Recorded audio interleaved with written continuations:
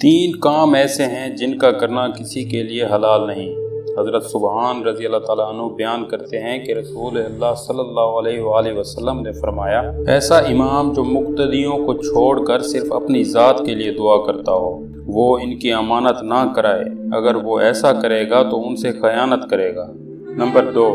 کوئی شخص اجازت طلب کرنے سے پہلے کسی کے گھر میں نہ جھانکے، اگر اس نے ایسا کیا تو اس نے اس سے خیانت کی۔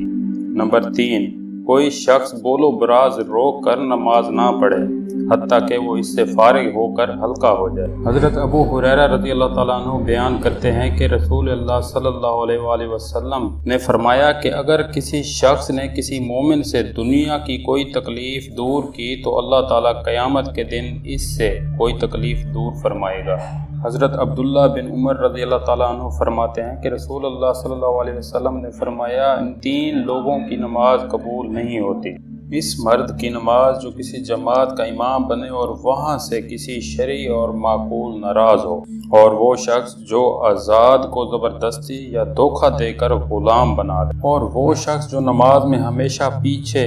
یعنی نماز کا وقت فوت ہو جانے کے بعد آتا ہو۔